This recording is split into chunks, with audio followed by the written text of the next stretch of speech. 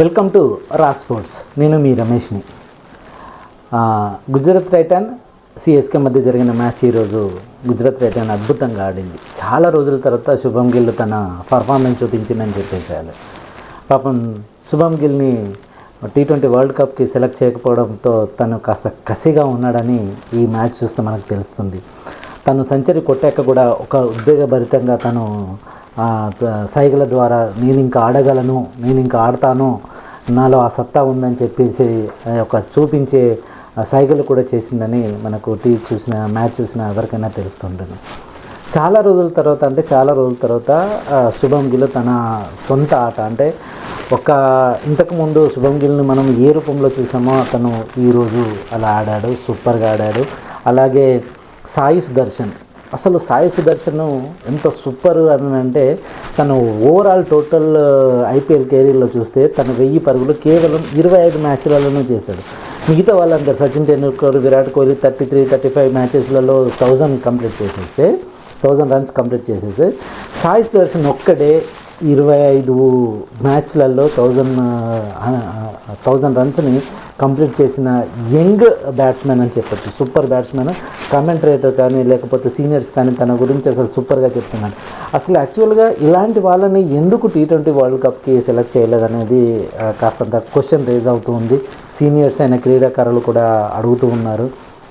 ఎందుకనంటే ఇప్పుడు రింకు సింగ్ని కానీ, మన సాయి సుదర్శన్ కానీ, ఇంకా శశాంక్ని కానీ వీళ్ళందరినీ మంచిగా ఆడుతున్న వ్యక్తులు. అంటే మనం ఎప్పుడు కానీ ఐపీఎల్ ఒక సీజన్ చూసుకుంటే ప్రతి ఐపీఎల్ నుంచి వెళ్ళి కొందరు ఆటగాళ్ళు వెలుగులోకి వస్తున్నారు. మనం లాస్ట్ టైం 2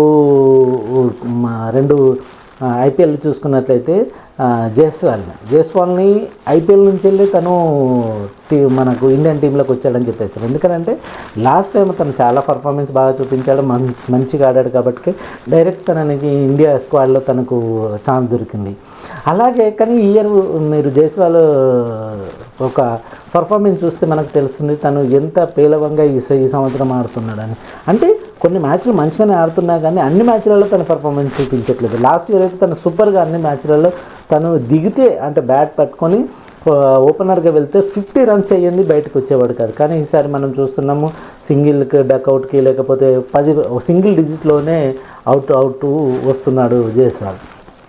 అలాగే ఈ ఇయర్ కూడా మనకి తన పర్ఫార్మెన్స్ అలాగనే కనిపించింది. కానీ ఇప్పుడు ఈ మ్యాచ్లో చూసినట్లయితే శుభం గిల్ సూపర్గా ఆడాడు. తను సెంచరీ చేయడమే కాదు, ఈరోజు జీటీ గెలవడానికి కారణం సాయి సుదర్శన్ అండ్ శుభం గిల్ అని చెప్పేసారు. వీళ్ళిద్దరూ గుజరాత్ టైటాన్ 20 ఓవర్లలో 3 వికెట్ల నష్టానికి 231 పరుగులను చేసింది. అయితే ఇది చాలా అద్భుతం అని చెప్పేసేయాలి. ఎందుకంటే మంచి స్కోర్ ఇది.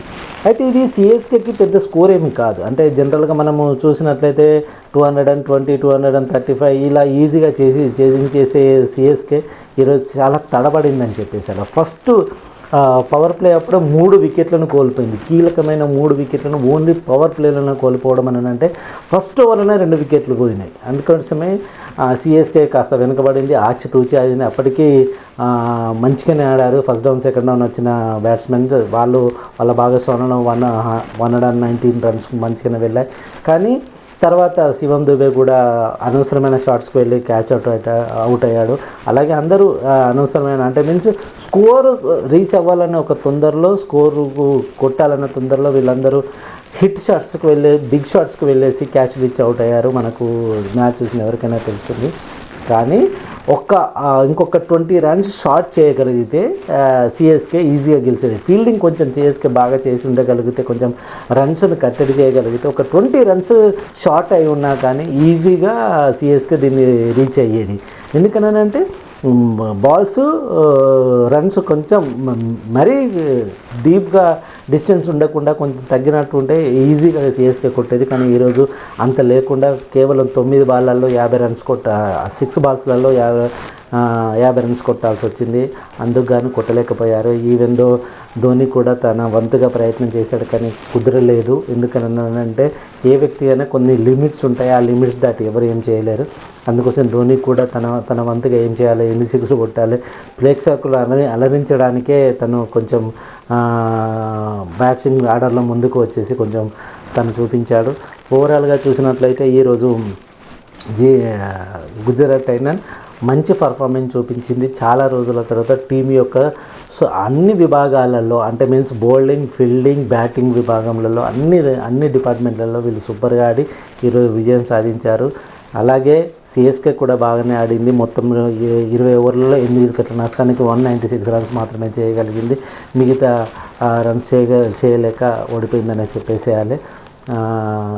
Thank you very much. మీరందరూ రా స్పోర్ట్స్ చూస్తున్నందుకు. చూడడమే కాదు, దీన్ని సబ్స్క్రైబ్ చేయండి, షేర్ చేయండి, లైక్ చేయండి.